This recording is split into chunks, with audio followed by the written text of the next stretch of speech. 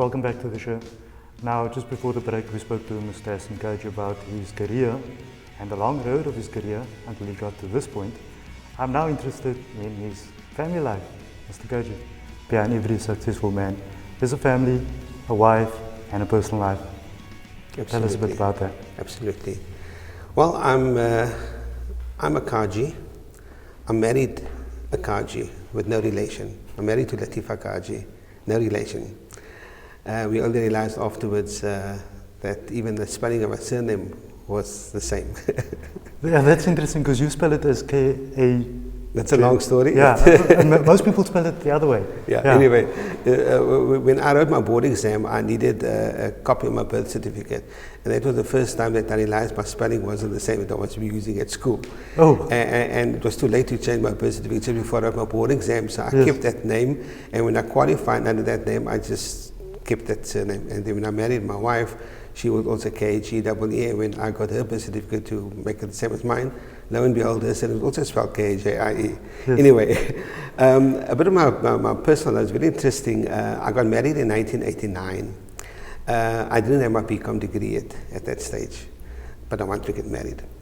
And I was studying part-time. In 1989, I was married. Why was it? Because you saw this lady and she was the right lady for you? I just couldn't wait any longer. In 1989, I got married. In 1990, I got my BCom degree. In 1981, my daughter was born, my daughter Tasneem. In 1982, I passed my CTA exam, which is equivalent to the honors. And in 1983, I qualified as a chartered accountant by passing the board exam, all 1 year after each other. And I don't think I would have been able to do it if I did not get married. It's interesting you say that, because I have the complete flip mentality when it comes to what I do. I feel that someone is just going to hold me back. And here you going and you're saying, and I discussed it this morning with staff, and this morning they were saying, no, but it depends how you think and stuff like that. And here you come along, half an hour later, and you say, you wouldn't have got where you were if it wasn't for your wife. Well, I think the reason for that is that by getting married, I had a bit more stability in my life instead of running around. Was this from an emotional point of view, or you had someone that you could confer with all the time? I'm coming to that. I had more stability in the sense that, I'm now housebound and I can focus on my studies. From that point of view. Sorry? You're indicating that you might have been a naughty boy.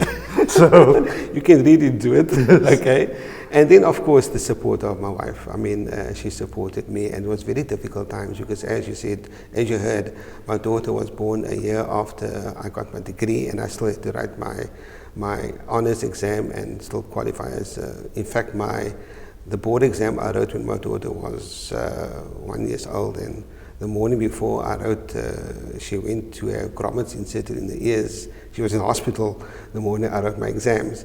So it was very difficult, but it was a sacrifice we made, and the support of my wife was enormous, and she supported me all the way through. And she still continues to, I suppose. Well, she does complain that I don't give enough time, especially now. We only got one child, so it's only Tasneem?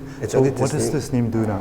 Tasneem, she's a housewife now. She got married about 9 years ago, and a year after she got married, she and her husband, whose name is Hassen Kajie, he's a mechanical engineer, and being a mechanical engineer, he got an opportunity to work in Dubai. They went to Dubai for 5 years, which is very traumatic on us, especially my wife. Of course. To lose the only child and go so far. And that's when Latifa wanted me to spend more time with her, which I couldn't because of the commitments and responsibilities. There was a vacuum there. But Allah is great. Allah is great. So are they back from Dubai now? Yeah, or? that's what I'm saying. The man above is great.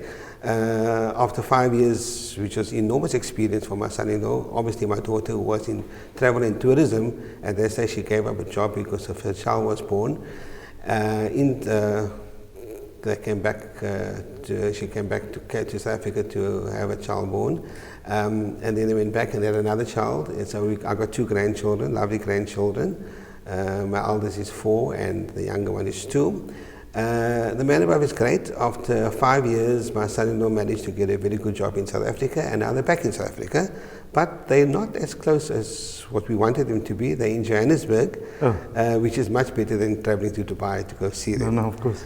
Yeah, so in that time since my daughter got married, my wife expected me to spend more time with her. It's been a bit difficult, but at least I work hard, Monday to Fridays. Weekends I don't work, and I don't expect clients to worry me over weekends. So I think that's a fair balance I have. Of course. Mr. Kajie, before we are sort of heading to the end of the interview, but before we do that, when I started the interview, I mentioned that you're one of those people that we look up to in community for what you've done and where you've been, and how you got to where you are today, and the principles that you base your development and growth on. And that's something that is admirable to many people. Looking forward, there are many youth outside today looking at the show that's saying, there's a man in 60 years, he's balanced it all properly and got to where he needs to be, because you've made it in business big time, and we make no bones about that. What's your advice to them wanting to follow your career path? My advice is to any young person, determine upfront what you want to do, be committed, work hard, study hard. You know, I took everything step by step. The first goal I wanted to do is to get out of university, stop studying. And that happened when... So that was your first goal? That was my first goal. To stop studying and get out? To stop studying. Out of university. Then my next goal was to get the board exam. Then my next goal was to get into private practice. Then my next goal was to succeed in private practice. So what I'm trying to say, set small goals. Set small goals. Set your goal to get your degree first. Then set your goal to get your honors. Then set your goal to qualify. But be committed to that goal.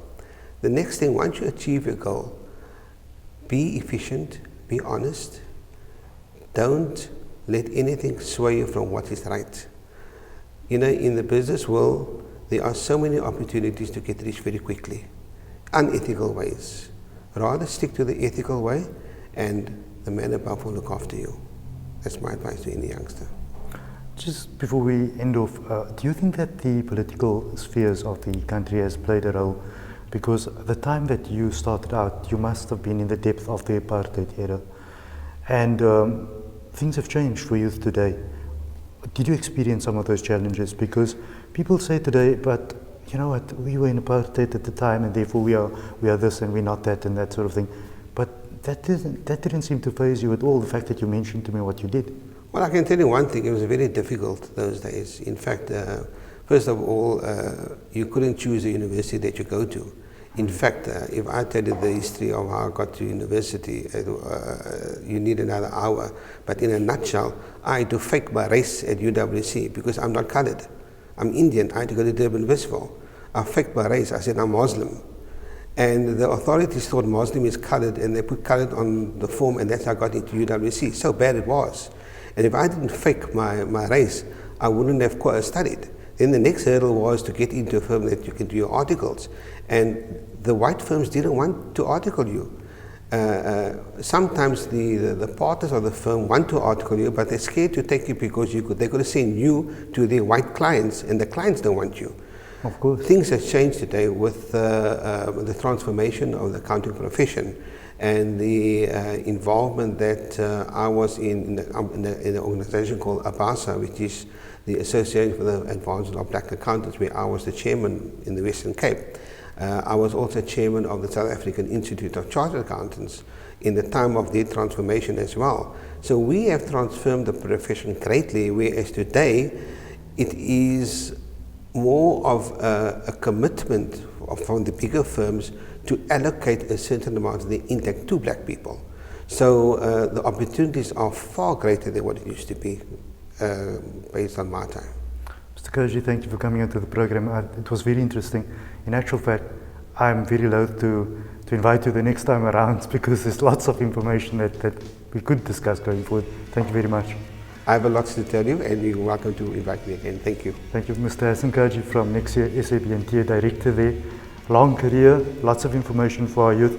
And the man that I thought I knew very well because I know him all my life, I now realize I knew absolutely nothing. Until next time, goodbye.